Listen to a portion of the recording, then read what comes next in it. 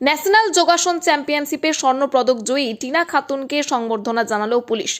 রবিবার বিষ্ণুপুরের এসডিপিও মৈনাক ব্যানার্জি ও কোতলপুর থানার ওসি তাকে বিশেষভাবে সম্বর্ধিত করে এবং পুলিশের তরফ থেকে সংবর্ধনা পেয়ে খুশি কোতলপুরের বাসিন্দা টিনা খাতুনও। তিনি বলেন, ন্যাশনাল যোগা চ্যাম্পিয়নশিপে স্বর্ণপদক জয়ের পাশাপাশি বিশ্ব চ্যাম্পিয়নশিপে ট্রায়ালের জন্যও মনোনীত হয়েছে। মোবাইল আসক্তি ছেড়ে সকলকে এই যোগাসনে অংশ নেওয়ার আবেদন জানান তিনি।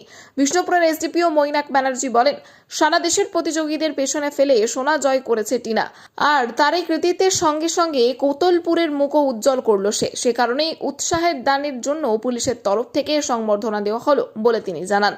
কোতুলপুর থানার ভারপ্রাপ্ত আধিকারিক ওসি সাহেব আর এসডিপিও সাহেব আমাকে আজকে সম্বর্ধনা দিয়েছেন, কারণ আমি ন্যাশনাল যোগাসন চ্যাম্পিয়নশিপে গোল্ড মেডেল পেয়েছি ব্যাক পেন্ডিং ইভেন্টে, সেই জন্য। আর আমি ওয়ার্ল্ড চ্যাম্পিয়নশিপের সিলেকশন ট্রায়ালের জন্য মনোনীত হয়েছি। এর জন্য আমি স্যারেদের কাছে কৃতজ্ঞ। স্যারেরা আমাকে এই সম্বর্ধনা যোগ্য মনে করেছেন বলে।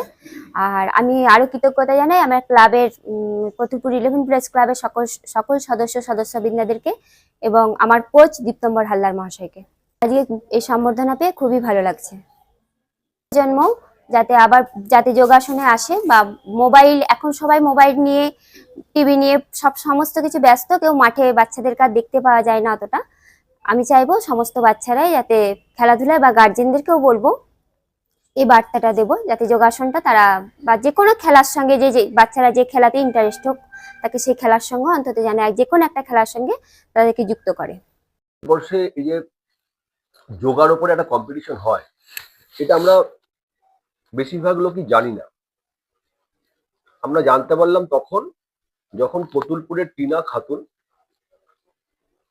ভারতবর্ষের বিভিন্ন রাজ্যের প্রতিনিধিদের পিছনে ফেলে ন্যাশনাল যোগা স্পোর্টস চ্যাম্পিয়নশিপ 2025-26-এ প্রথম স্থান অধিকার করে গোল্ড মেডেল জিতে নিল।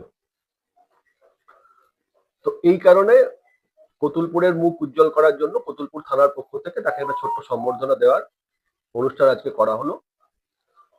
সাথে সাথে এটাও জানাই যে এই চ্যাম্পিয়নশিপে প্রথম হওয়ার জন্য সে এখন বিশ্ব যোগা চ্যাম্পিয়নশিপে অংশগ্রহণ করতে পারবে ভারতের প্রতিনিধি হিসেবে। তো তাই জন্য তাকে শুভকামনা জানালাম আমরা, এবং তার প্রস্তুতির জন্য কিছু আর্থিক সাহায্য তাকে করা হলো। আমাদের শুভকামনা জানানোর জন্য তার বাড়িতে গিয়ে তাকে সম্বর্ধনা দিলাম আমরা।